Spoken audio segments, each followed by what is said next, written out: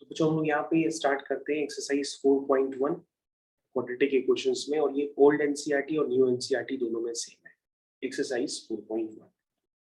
तो बच्चों सबसे पहले हमें इसका फर्स्ट क्वेश्चन करना है, उसमें हमें बताना है check whether the following quadratic equations are not, है कि नहीं है। आपको बताना है ये क्वाड्रेटिक इक्वेशंस है कि नहीं है, ये बच्चों आपको चेक करके बताना है। तो बच्चों क्वाड्रेटिक इक्वेशंस की प्रॉपर्टी क्या होती है, वो इस टाइप की इक्वेशंस दिखती हैं जिसके दो रूट्स हो, ax² + bx + c टाइप की आपको इक्वेशंस नजर आएंगी। तो बच्चों यहाँ पे कई सारे क्वेश्चंस दिए हुए हैं, तो अगर आप इन क्वेश्चंस को करना चाहें कि ये क्वाड्रेटिक इक्वेशंस हैं कि नहीं है, तो सबसे पहले आप एक काम कर लीजिए, आप कॉपी करके नेक्स्ट पेज पे ले आइए। मैं आपको जल्दी जल्दी सिखाता चला जाऊंगा इनको कैसे सॉल्व करना होता है। तो बच्चों जब आप इसको एग्जाम्स में सॉल्व करेंगे तो आपको सारे स्टेप्स लिखने पड़ेंगे। देखिए जैसे आपका यहाँ पर फर्स्ट क्वेश्चन, तो फर्स्ट क्वेश्चन में क्या लिखा हुआ है, आप पहले इसको सिंप्लीफाई करिए। फर्स्ट क्वेश्चन को पहले आप सिंप्लीफाई करिए, स्टार्ट करिए करना।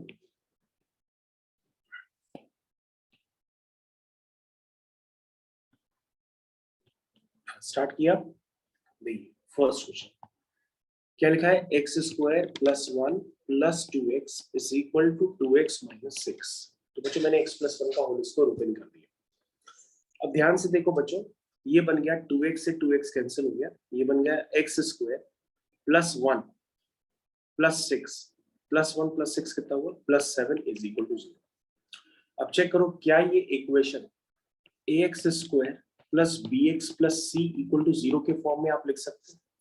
तो कहोगे सर ये तो ax² बना हो गया और bx वाला टर्म उसको 0 है, इसमें दिख नहीं रहा, लेकिन हाँ c की जगह 7 है, तो कहोगे यस सर लिख सकते हैं। अगर लिख सकते हैं तो ये क्या हो गई, क्वाड्रेटिक इक्वेशन हो गई, इसका आंसर हो गया यस। ठीक है बच्चों, तो जितने भी इक्वेशन आप ax² + bx + c = 0 के फॉर्म में लिख सकते हैं वो सारी क्वाड्रेटिक इक्वेशन मानी जाएगी। बस आपको ये ध्यान देना होगा कि जो x होगा इसमें जो वेरिएबल होगा उसकी जो पावर होगी वो इंटीजर होनी चाहिए, ये सब आप याद रखिएगा। बस अगर x की पावर 1/2 हो गई, x की पावर 3/4 हो गई, समझ रहे हैं, तो फिर ये क्वाड्रेटिक इक्वेशंस की कैटेगरी में नहीं आता है। क्वाड्रेटिक इक्वेशंस की कैटेगरी में आने के लिए x की पावर भी इंटीजर होनी चाहिए, ये बात आपको ध्यान देनी होगी। सेकेंड वाले क्वेश्चन की तरफ आते। सेकेंड वाले क्वेश्चन में लिखा है x² - 2x = -2 × 3 - 6 -2 × -x +2x। ठीक है, चेक कर लीजिए बच्चों, ये हो गया x² - 4x + 6 = 0। तो बच्चों ये तो सीधी सीधी क्वाड्रेटिक इक्वेशन फिर से बन। यस, थर्ड पार्ट की तरफ चलते हैं। थर्ड क्या लिखा है, x - 2 x + 1 = x - 1 x + 3।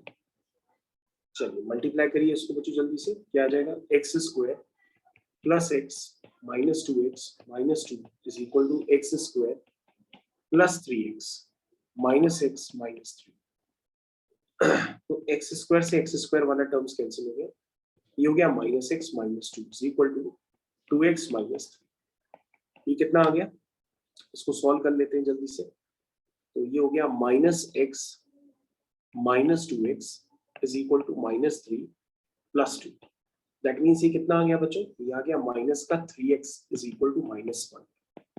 तो ये तो बच्चों एक लीनियर इक्वेशन बन गई, ये तो क्वाड्रेटिक इक्वेशन है ही नहीं। ये क्या बन गई, 3x - 1 = 0। ये तो एक लीनियर इक्वेशन है ना। तो दिस इज आंसर क्या हो जाएगा इसका, नो, ये क्वाड्रेटिक इक्वेशन है ही नहीं, क्योंकि क्वाड्रेटिक इक्वेशन में तो ax² वाला टर्म 100% होना चाहिए, ये तो है ही नहीं है। ठीक है ना, ये ax² + bx + c के पार्ट में रिप्रेजेंट नहीं करी जा सकती है, क्योंकि इसमें ax² वाला टर्म नहीं है। अगर ax² वाला टर्म नहीं है तो ये क्वाड्रेटिक इक्वेशन नहीं मानी जाएगी, क्योंकि आपसे क्वाड्रेटिक इक्वेशन के बारे में ही पूछ रहा है, यानी कि ax² वाला टर्म होना ही होना चाहिए, नहीं है वो। फोर्थ वाले पार्ट में चलते हैं। फोर्थ वाले पार्ट को करना कंप्लीट करिए। क्या लिखा हुआ है, x - 3 2x + 1 = x × x + 5। Start करते हैं।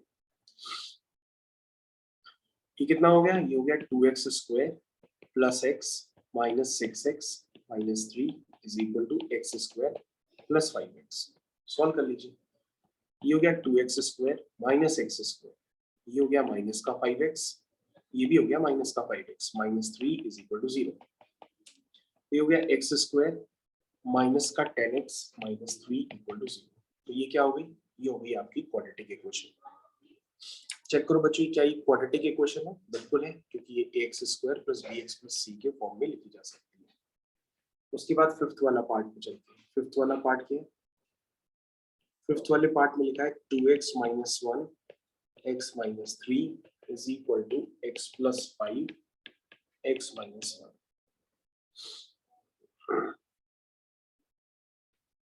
ठीक है, जल्दी से सॉल्व करिए, बताइए इसको ये X square plus B X plus C के फॉर्म में लिखा जा सकता है कि नहीं।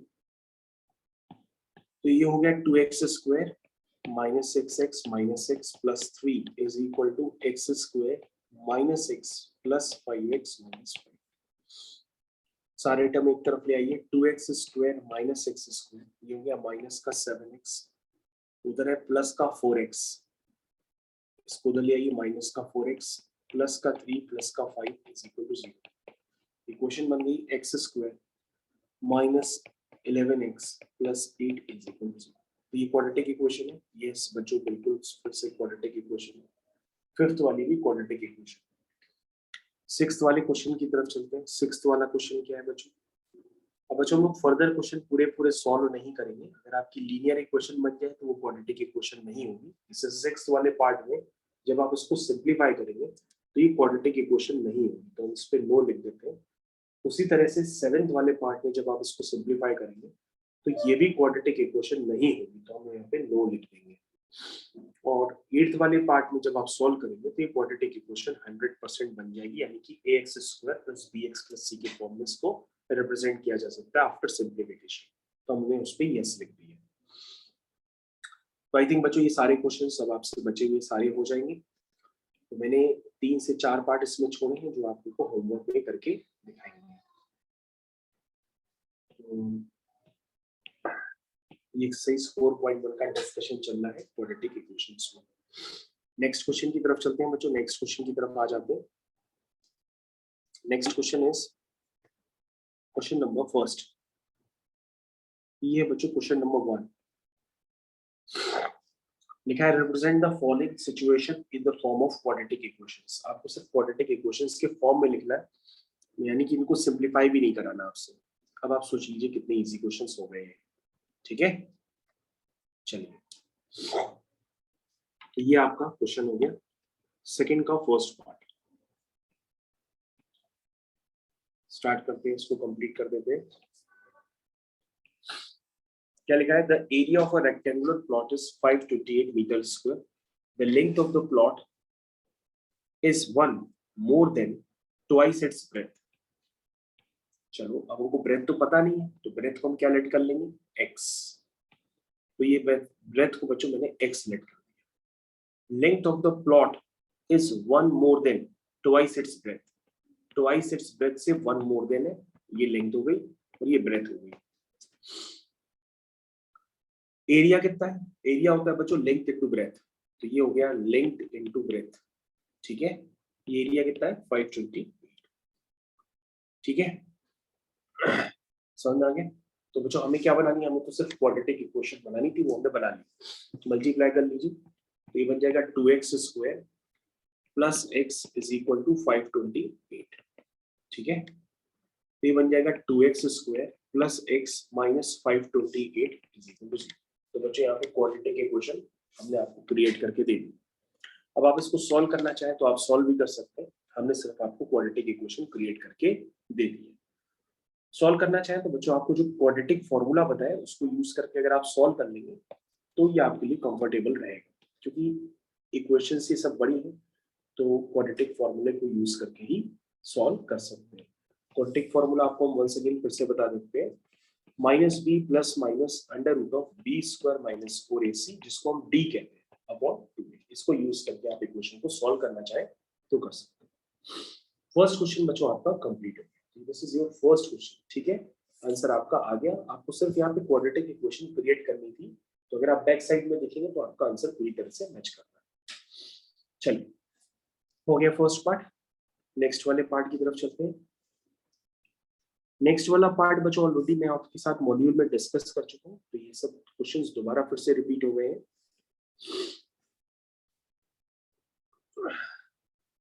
ये हो गया बच्चों।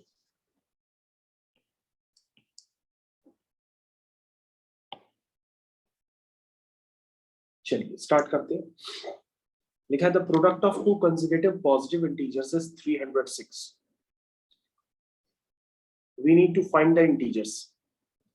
तो हमें यहाँ पर क्वेश्चन में कहा गया कि आप क्वाड्रेटिक इक्वेशंस तो क्रिएट करिए। तो दो कंसेक्यूटिव पॉजिटिव इंटीजर, तो हम मान लेते हैं लेट फर्स्ट इंटीजर क्या होगा, x मान लिया। उसका कंसेक्यूटिव यानी जस्ट उसके बाद वाला क्या होगा, x+1 होगा ना। उसके बाद वाला होगा x+1। आपसे क्या कहा गया, आपसे कहा गया product of two consecutive positive integer, यानी कि पहला और दूसरा इनका जो प्रोडक्ट है वो कितना है, 306। ठीक है, तो आपकी क्वाड्रेटिक इक्वेशन बन गई, ये बनी x² + x - 306 = 0। क्वेश्चन बच्चों आपका ओवर हो गया। आपको सिर्फ क्या क्रिएट करनी है, क्वाड्रेटिक इक्वेशन। चलिए सेकेंड पार्ट कंप्लीट।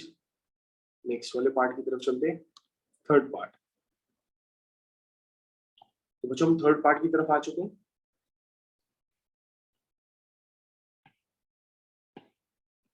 देखिए क्या लिखा हुआ है, लिखा है Rohan mother is 26 years older than him। Rohan की माँ रोहन से कितनी बड़ी है, 26 साल बड़ी है, मतलब 26 साल पुरानी है। तो रोहन की एज मान लो, लेट रोहन प्रेजेंट एज कितनी है, x। तो रोहन की जो माँ होगी, रोहन की माँ, उसकी प्रेजेंट एज कितनी होगी, x+26। क्योंकि इसमें लिखा हुआ है कि Rohan mother 26 years older than him। अगर रोहन की x है तो रोहन की माँ उससे कितनी बड़ी है, 26 साल बड़ी है। तो ये दोनों की प्रेजेंट एज होगी। The product of their edges 3 years from now, आज से 3 साल बाद। ठीक है, क्या लिखा हुआ है, the product of their edges 3 years from now, आज से 3 साल बाद। तो after 3 years, after 3 years Rohan की जो प्रेजेंट एज होगी वो कितनी होगी, बता सकते हैं आप, x+3। और आफ्टर 3 years रोहन मदर की जो प्रेजेंट एज होगी वो कितनी होगी, x+26 + 3, x+29। क्या लिखा है, 3 साल बाद। The product of their edges in years after 3 years from now will be 360। The product of their edges 3 years from now, आज से 3 साल बाद दोनों की एज का प्रोडक्ट। तो ये रोहन की एज हो गई और रोहन की माँ की एज हो गई, उनका जो प्रोडक्ट है वो कितना है, 360। आगे समझ में, ठीक है। बस इसको बच्चों आप सॉल्व कर लीजिए, आपका आंसर आ जाएगा। यही आपको क्वाड्रेटिक इक्वेशन क्रिएट करके देनी थी। तो ये हो गया x² + 29x + 3x + 29 × 3, 3 9 जा 27, 2 2 6 7 8 = 360। इसको सॉल्व करिए बच्चों, ये हो जाएगा x² + 32x + 87 - 360 = 0। कितनी आ गई बच्चों, x² + 32x 87 - 360 273 होता है = 0। तो बच्चों आपका क्वेश्चन यहाँ पे कंप्लीट हो गया। आपको क्वाड्रेटिक इक्वेशन देनी थी बना के, सो आपने दे दी। थर्ड पार्ट कंप्लीट, ठीक है। चलिए आगे बढ़ते हैं फोर्थ वाले पार्ट की तरफ। ये बच्चों आपका फोर्थ वाला पार्ट है, ट्रेन से रिलेटेड। तो फोर्थ पार्ट की तरफ हम लोग चल चुके हैं, फोर्थ पार्ट को भी कंप्लीट कर लेते हैं। ये बच्चों आपका फोर्थ पार्ट है, ठीक है।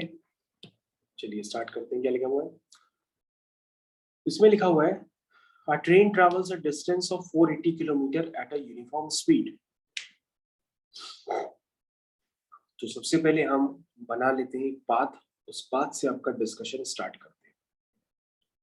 क्या लिखा है बच्चों, a train travels a distance of 480 kilometer with a uniform speed। Speed हमको पता नहीं तो हमने लेट कर ली that is x kilometre per hour, ठीक है।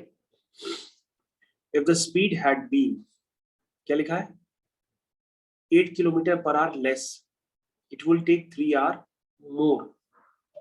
तो ये बच्चों केस 1 हो गया। केस 2 में कुछ डिस्टरबेंस किया गया है। क्या डिस्टरबेंस किया गया कि जो उसकी स्पीड है वो क्या कर दी गई है, 8 kilometre per hour less. Speed बच्चों कम कर दोगे, ठीक है, तो उसको टाइम ज्यादा लगेगा सेम डिस्टेंस को ट्रैवल करने में।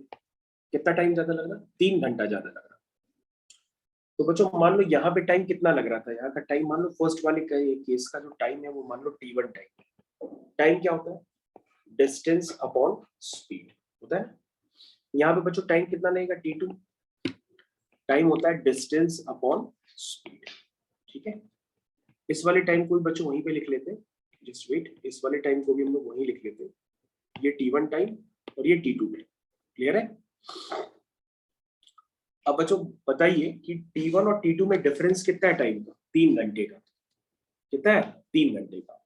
अब बताइए t1 बड़ा है कि t2 बड़ा है, तो तुम कहोगे सर जिसका डिनोमिनेटर छोटा होगा वो वैल्यू बड़ी होती है। जिसका डिनोमिनेटर छोटा होगा वो वैल्यू क्या होती है, बड़ी होती है। तो किसका डिनोमिनेटर छोटा है, t2 का। तो t2 बड़ा हुआ t1 से, कितना बड़ा हुआ, 3, क्योंकि दोनों में टाइम का डिफरेंस कितना दिया, 3। बस बच्चों यहाँ पे वैल्यू पुट कर दीजिए, इसको सॉल्व कर लीजिए, आपके पास ट्रेन की स्पीड आ जाएगी व्हिच इज x। तो t2 कितना है, 480 अपॉन x माइनस 8।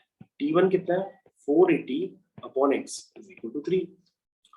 480 कॉमन ले लीजिए, अंदर बचेगा 1 upon x minus 8 minus 1 upon x is equal to 3, ठीक है। इसको बच्चों एलसीएम वगैरह ले लेते हैं, तो ये हो जाएगा x इंटू एक्स माइनस 8। तो यहाँ पर आ जाएगा x, ठीक है, और यहाँ क्या बचेगा, x minus 8 is equal to, तो बच्चों उसको हम डायरेक्टली लिख दे 48 480 को नीचे ले आते हैं, 3 अपॉन 480 हो जाएगा। यहाँ तक सबको क्लियर है। इसको सिंप्लीफाई कर सकते हैं आप, 3 1 जा 3, 3 1 जा 3, 3 6 जा 18, 0, 1 अपॉन 160। और बच्चों सिंप्लीफाई कर लीजिए तो क्या आ जाएगा, x minus x plus 8 upon x square minus 8x,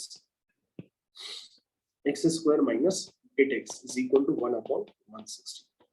ये कितना हो गया, x x कैंसिल, ये हो गया 8 upon x square minus 8x is equal to 1 upon 160।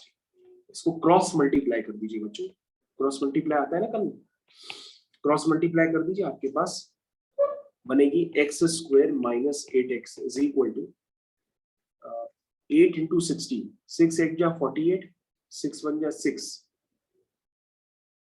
8 6 जा कितना होता है 48, 8 1 जा 8, ये बच्चों आ जाएगा आंसर। तो आपके पास आ जाएगा x square minus 8x minus 1280 equal to 0। आपका फाइनल आंसर आ गया बच्चों। आपको क्वाड्रेटिक इक्वेशन निकालनी थी, यही आंसर आपको निकालना था। तो आपका क्वेश्चन कंप्लीट हो गया यहाँ पे। तो बच्चों मैंने आपकी फुल एंड फाइनल 2 एक्सरसाइज आज के टर्म पे खत्म की। एक्सरसाइज 4.3 भी आपकी फिनिश कर दी और एक्सरसाइज आपकी 4.1 भी आपकी फिनिश कर दी पूरी तरह से। Thank you.